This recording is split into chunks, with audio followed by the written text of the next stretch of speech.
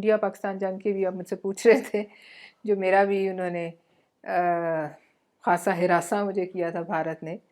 آپ کا فون تو ہیک کر لیا تھا بھارت دیکھیں نے؟ فون ہیک تو اللہ کا شکر ہے نہیں ہو سکا، لیکن انہوں نے میرا نمبر جو ہے کہ میں نے ایک تقریر کی تھی، کیونکہ جنگ کا ماحول تھا، ظاہر ہے ہمارے اوپر لشکر کشی کی ہوئی تھی، تو میں نے ایک تقریر کی اور میں اس تقریر پہ آج بھی کھڑی ہوئی ہوں کہ بھارت میں آج آپ دیکھیے روزانہ کے حساب سے جو مندر اور جو مسجدیں گرائی جا رہی ہیں، چرچز گرائے جا رہے ہیں. کل ان کا ایک سی ایم جو یوگی کیا نام ہے اس کا، یوگی ناتھ ہے یا جو بھی، اس نے کل اپنی تقریر میں کہا ہے، الیکٹورل سپیچ میں کہا ہے کہ اس یو پی میں کسی سڑک پر ایک مسلمان آپ کو نماز پڑھتے نہیں نظر آئے گا.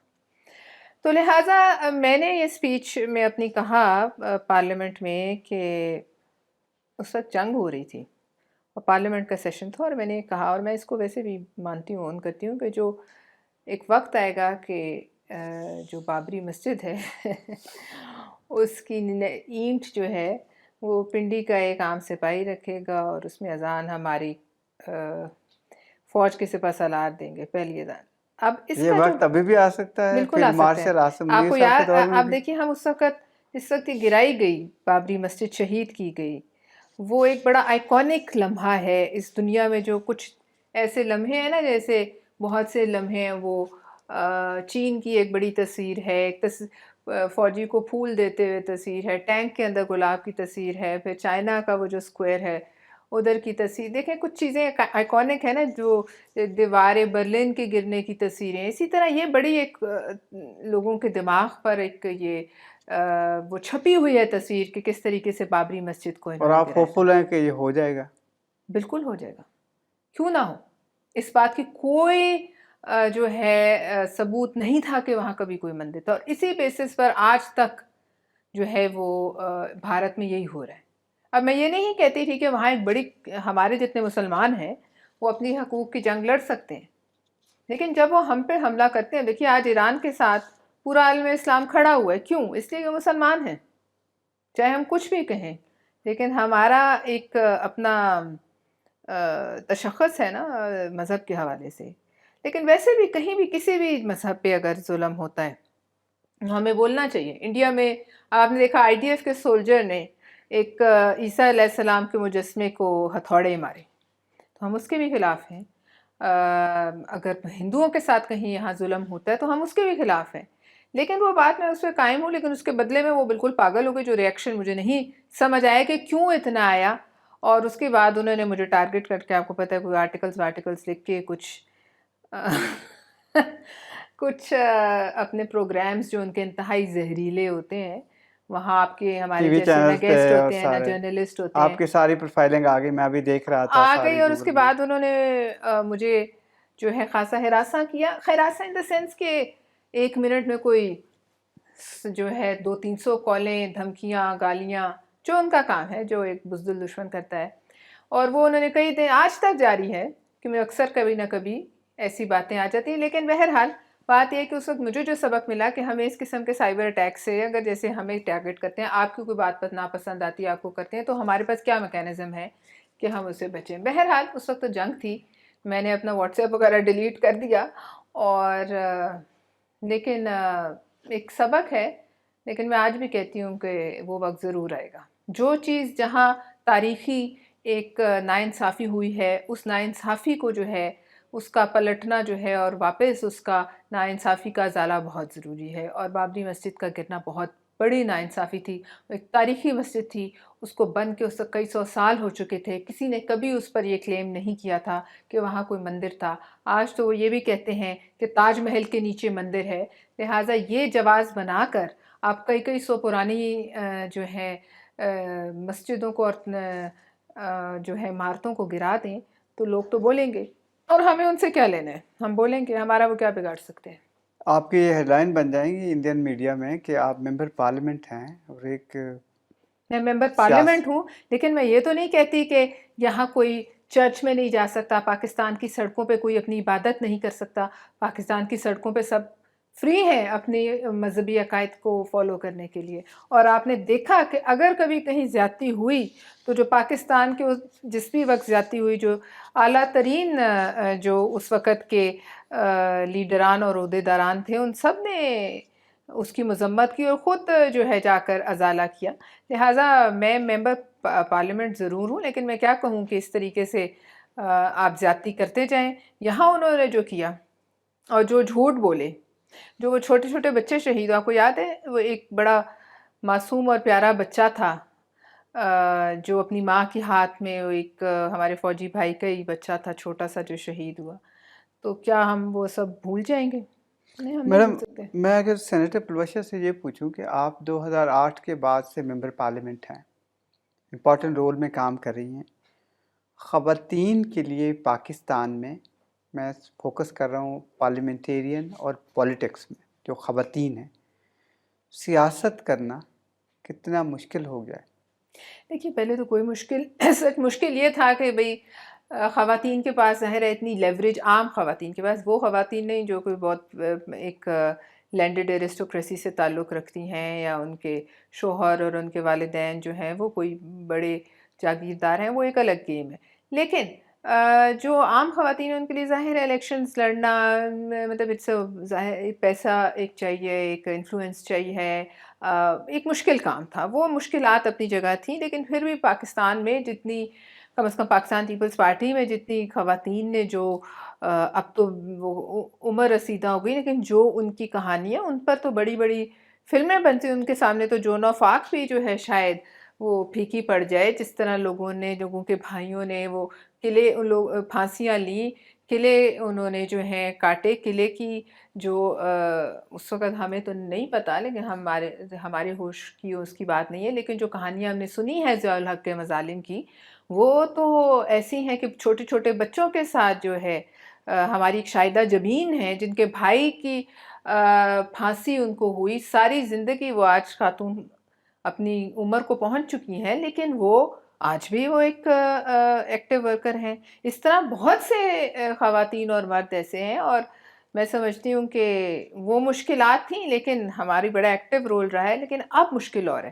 اب مشکل یہ ہے جو ہم بات کریں، اب مشکل عورتوں کے کرداروں پہ بات کرنا ہے. اب عورتوں کو دبانے کے لیے ان کے بارے میں ایسی بات کرنا کہ جس سے وہ گھبرا جائیں، ان نرو ہو جائیں، ان کی ذاتیات کو سامنے لانا. اور اس پہ میں نے ویسے ایک بل بھی فلوٹ کیا ہوا ہے، اور وہ انشاءاللہ نیکسٹ سیشن ابھی میں. مشکل، جس طرح ڈاکٹر یاسمین راشد ہیں، ایلڈری ہیں، وہ اتنے سالوں سے جیل میں ہیں. عالیہ حمزہ یا پاکستان تحریک انصاف کی اور بھی خواتین ہیں، بالخصوص بشرا بی بی جو ہیں، ان کو بھی کئی سال ہو گئے ہیں. تو آپ نہیں سمجھتی ایز اے سیاست دان کہ یہ چیز کم از کم ویمن رائٹ دیکھیے، بات؟ پہلی بات تو یہ ہے کہ میں اس بات کو اچھا نہیں سمجھتی کہ وہ مشکل میں ہو تو اس کے اوپر مزید وار کیے جائیں.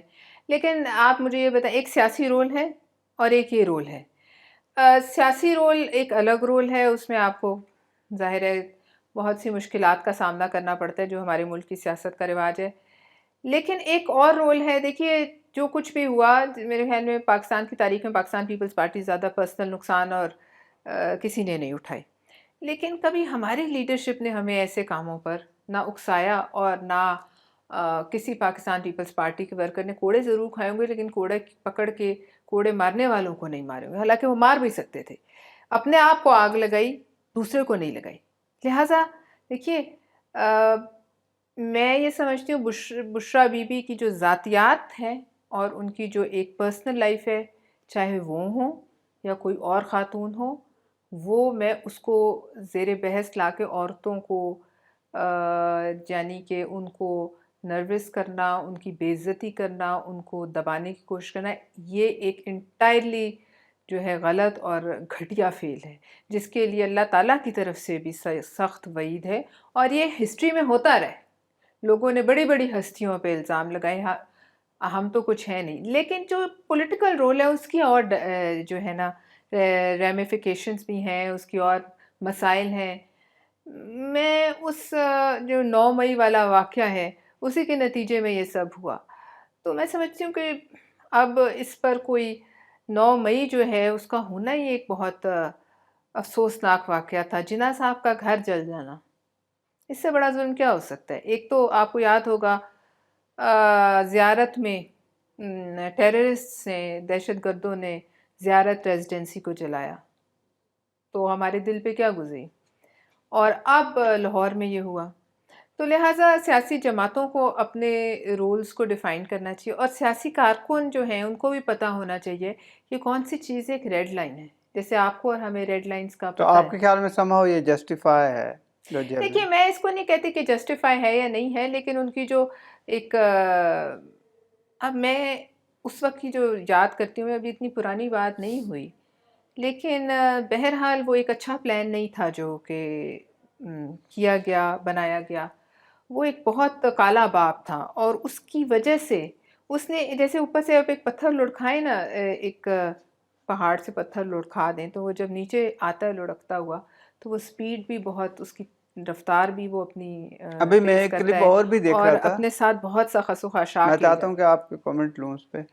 میں دیکھ رہا تھا کچھ پی ٹی آئی کی جو لیڈرشپ جب لاہور میں گئی تھی، نئے چیف منسٹر بنائے تھے سہیل خان آفریدی، ان کے ساتھ جو ساتھی تھے ان کے، انہوں نے ریمارکس پاس کیے تھے اس وقت کی چیف منسٹر مریم نواز شریف کے حوالے سے. I don't want to repeat it because یہ تو پبلک ڈومین. دیکھیے میں آپ کو بتا رہی ہوں، اس ملک میں جب سے ہمارا سوشل میڈیا ایک اچھی چیز بھی ہے، لیکن اس کے ساتھ اس کا دوسرا اینگل یہ ہے کہ ہر چیز سامنے آ جاتی ہے. وہ بھی ایک بڑی گھٹیا سوچ ہے کہ میں آپ کو یہی کہہ رہی ہوں کہ اور چاہے مریم نواز صاحبہ ہوں، چاہے بشرا بی بی ہوں، محترمہ بے نظیر بھٹو کو کتنا کچھ سہنا پڑا، بی بی شہید کے بارے میں کیا کیا کچھ نہیں کہا گیا. تو آج شاید ان کو احساس ہوتا ہو کہ اس وقت تو سوشل میڈیا اتنا نہیں تھا، لیکن جو وہ کر رہے تھے وہ غلط تھا، اور انتہائی غلط تھا. لیکن بہرحال وہ واقعہ ویسے جیسے بہت سے مطلب ناخوشگوار اور ایسے واقعات ہیں جو آپ کی ہسٹری سے نکل ہی جائیں، تو اچھا وہ بھی ایسا ہی واقعہ تھا. نہ ان کو کہنا چاہیے تھا کہ آپ چرچ لے کے آئے ہیں، وہ بھی ایک مہمان نوازی، آپ کی بیسک اقدار، پنجاب کی اقدار، پختونخوا کی اقدار، بحیثیت مسلمان اقدار، وہ بھی اچھی، اس کی سب کی جو نفی تھی. عظمہ بخاری نے بات کی اور تھی، جو رائٹ؟ انہوں نے کہا وہ تو ظاہر ہے وہ بھی بہت کسی خاتون کی عصمت پہ الزام لگانے سے بڑا ویسے بھی گناہ کوئی نہیں. تو لہٰذا میں سمجھتی ہوں کہ دونوں ہی طرف سے میں اس پر ایک بل لا رہی ہوں کہ عورتوں کی جو ذاتی زندگی اس کو اس طریقے سے اس میں تو کافی میڈم صاحب ابھی بھی ایک ریسنٹلی بل پاس ہوا ہے جس میں وہ تھوڑی سی بھی اگر ہسبینڈ بات کر لے تو اس کو دیکھیں سزا وہ ہو الگ سکتی ہے. بات ہے، وہ ہسبینڈ اور وائف کے معاملات الگ پاکستان ہیں. میں قانون سازی تو دیکھیں بہت ہے، عمل درآمد کی ہسبینڈ اور بات ہے. وائف کے معاملات I do not think can be encompassed in a bill unless کہ کوئی مطلب ظاہر ہے کوئی مار کٹائی ہو یا کوئی تشدد ہو. لیکن اس کے علاوہ جو ہم جیسے میں چاہوں تو ابھی بیٹھ کے کسی بھی عورت کے بارے میں کوئی آپ چاہیں تو چونکہ آپ مرد ہیں کسی کو بھی کچھ کہہ دیں، یہ نہیں ہو سکتا. پبلک ڈیبیٹ میں، پبلک آپ کی جو پولیٹیکل ڈسکورس ہے، آپ کی سیاسی بات چیت میں کیسے آپ کسی عورت کی ذاتی زندگی کے بارے میں بات کر سکتے ہیں؟ میں اس کو ٹارگٹ کرنا چاہتی ہوں. میں ڈومیسٹک وائلنس کی بات نہیں کر رہی، آپ میں پولیٹیکل وائلنس جو عورتوں پہ کیا جاتا ہے اس کی بات کر رہی ہوں. اور یہ نہیں، سب سے بڑا ہرڈل آپ نے پوچھا نا آج کیا معاملہ، یہ سب سے بڑا تو یہ ہتھیار ہے انہوں نے، اور اس ملک میں اس کو ایسے استعمال کیا جاتا ہے کہ جیسے نہیں، آپ تو ممبر پارلیمنٹ ہیں، ویسے آپ کو یہ استحقاق حاصل ہے کہ کوئی بھی ڈیروگیٹری ریمارکس کسی بھی لیکن ممبر کیوں ہو، پارلیمنٹ. دیکھیں میں ممبر پارلیمنٹ ہوں، میرے پاس ایک استحقاق کی کمیٹی ہے اور میں اس میں لیکن اس کے علاوہ آپ دیکھ لیجئے عورتیں بیوروکریسی میں کام نہیں کرتی، عورتیں دیگر شعبوں میں کام نہیں کرتی، ہر جگہ تو کام کرتی ہیں. ان کی ذاتی زندگی کیوں ایسی آپ کو دلچسپ لگتی ہے کہ کسی کی اگر کوئی بات آپ کی چاہے وہ سچ ہو نہ ہو آپ ان کی عزت تار کر دیں؟ کیوں؟ دس از آلسو اسی پر تو اگر یہ ریپ ایک گناہ عظیم ہے تو یہ بھی گناہ عظیم ہے، کیونکہ اس کی خدا نے بھی مناہی کی ہوئی ہے.